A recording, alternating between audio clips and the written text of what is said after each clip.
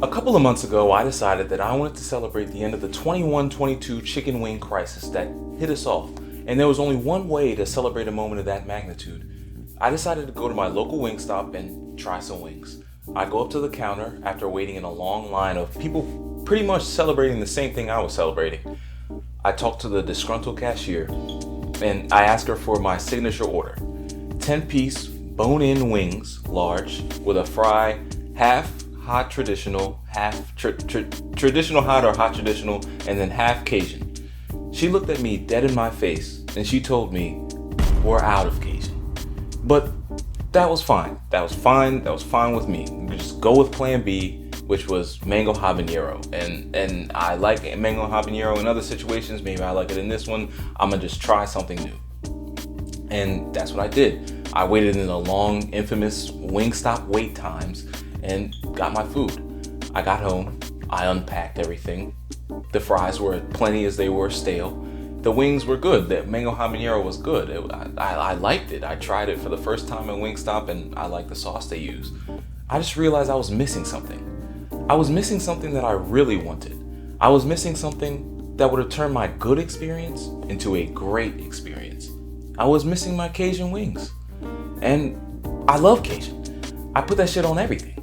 Pasta, pizza, popcorn, any other food that starts with a P, I put that on everything. That feeling of emptiness, that feeling of truly missing something that you were indirectly mad hyped for, is a feeling that gamers had to endure recently.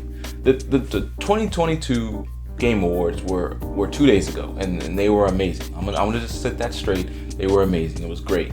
Elden Ring stole top honors. Some dude ran up on stage, you know, the usual. But the Game Awards did what the Game Awards normally do. They put 2022 in a retrospective. They put 2022 in 2020 vision. And sometimes that leaves out looking forward, anticipating what comes next. And I'm talking about 2023.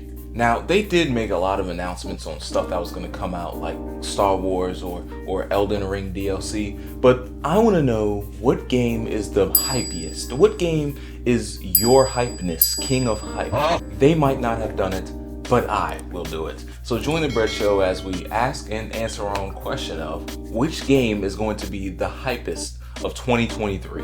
Getting an award solely based on hype is weird, but it's something. So I have some bold predictions myself for what's going to win Game of the Year and maybe some other categories. I'm thinking about it now, and this would present a coliseum worth of pressure on studios. Imagine winning that award and knowing behind the scenes everything that was wrong with your studio, with your game.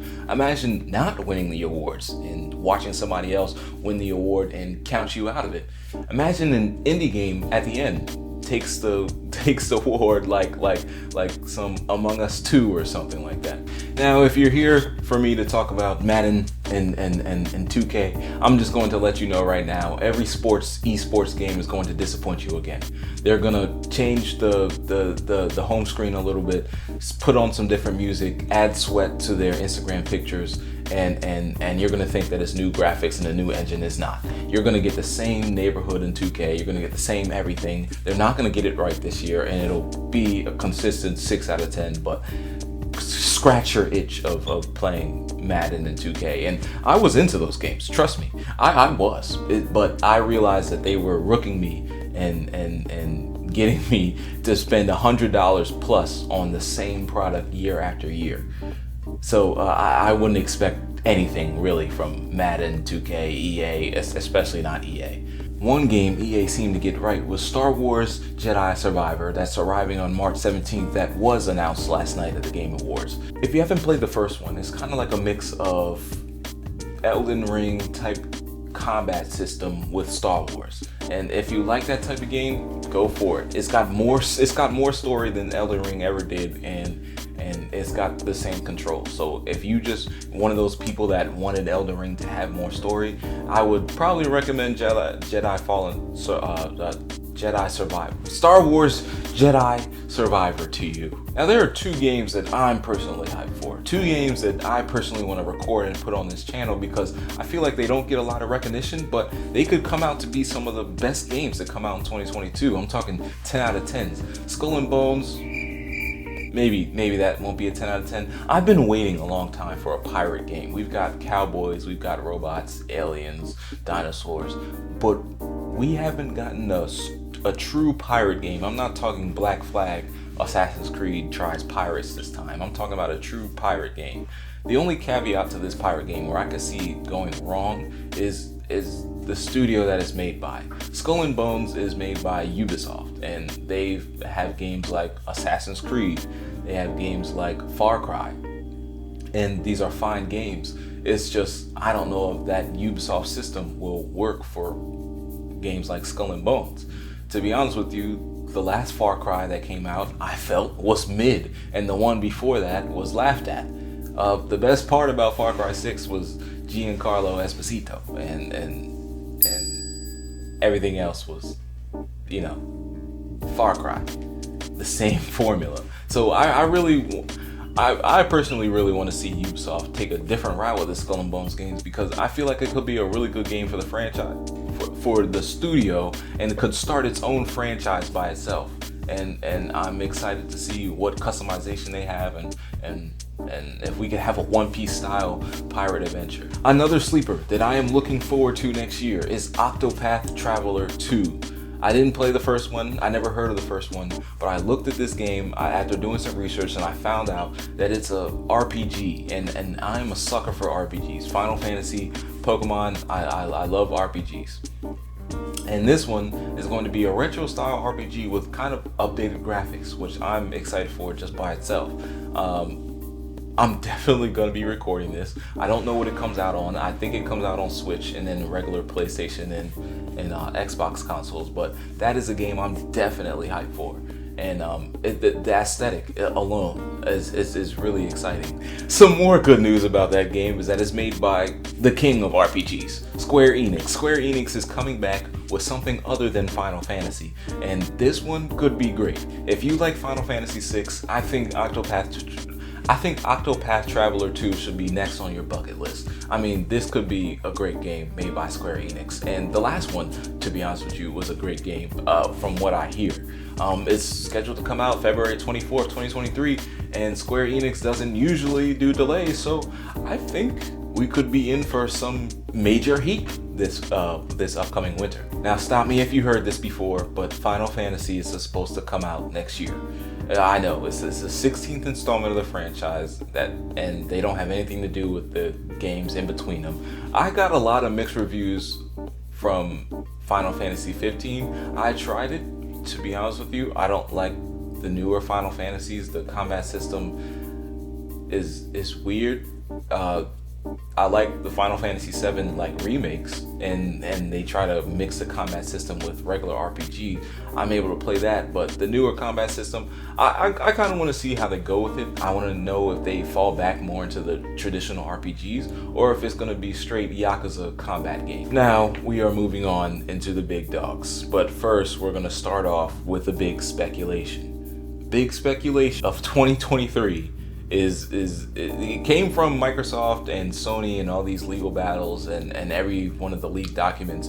Microsoft listed that they believe that Wolverine was going to come out in 2023. Now, I wasn't expecting this game to come out in 2025 or 2026, so I don't expect it to come out in 2023. But if that means that it comes out in 2024 and possibly 2023, we could be in for a Spider-Man, Batman level of game and a real steal for the Game Awards.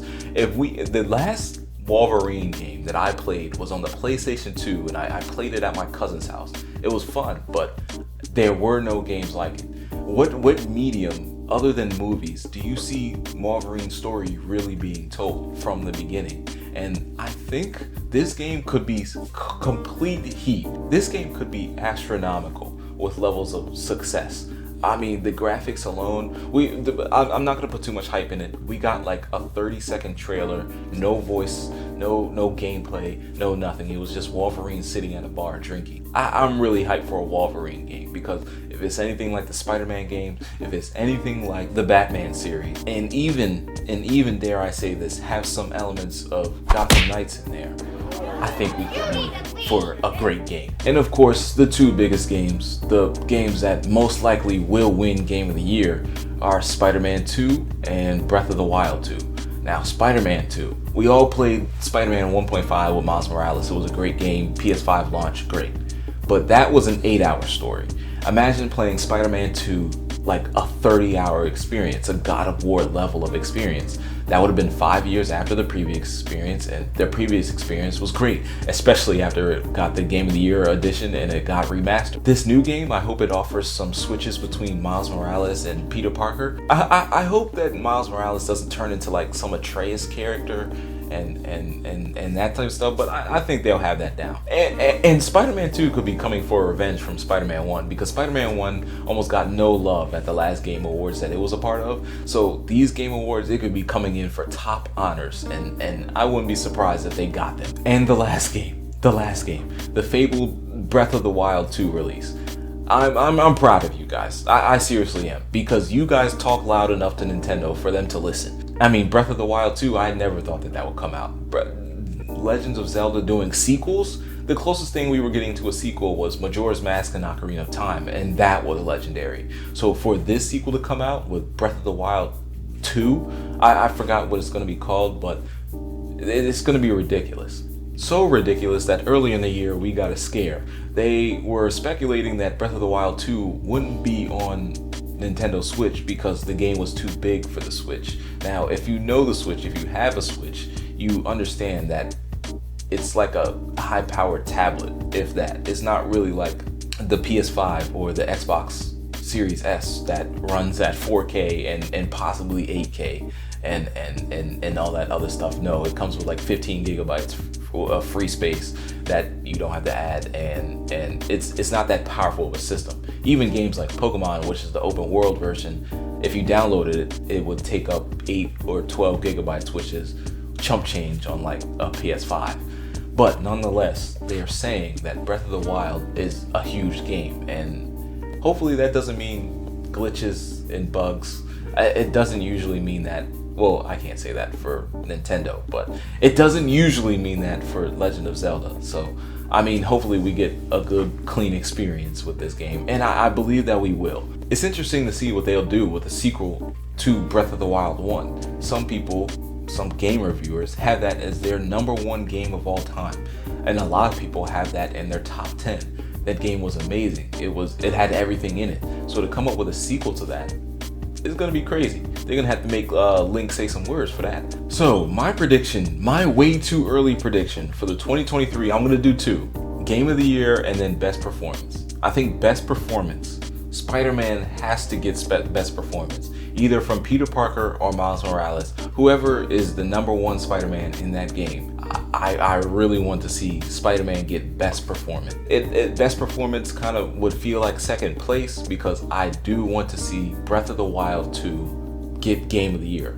Because if they follow up Breath of the Wild 1 with Breath of the Wild 2, and that Breath of the Wild 2 becomes Game of the Year, that would be legendary and astronomical, and hopefully some of that rich in success could fall off onto Pokemon. I really see Octopath Traveler as being a nominee for Game of the Year, or maybe even Best Performance, dare I say, but I don't think it's gonna get it. It was kind of like Tunic this year. It was nominated, it was a great game that everybody recognized, but we all knew from the beginning that Tunic wasn't gonna win, even though in itself it was a great game. So I really think Octopath Traveler has some crazy potential. Other categories like Best Fighter, Best Shooter, I don't know who's going to win Best Shooter. I don't know what shooters are going to come out, and I don't know who's going to win Best Fighter, because I don't know what fighting games are going to come out. And UFC might actually win that one, I think, for the first time. But thanks for tuning in. Thanks for watching The Bread Show. And today we asked and successfully answered our own question of what will be the hype game? What will be the most hype game, your Hypeness game of all of 2023? And thank you for joining in. Please watch my other videos where I go into other rants about other things. So yeah, thank you guys for supporting the channel. It means a lot to me, and peace out.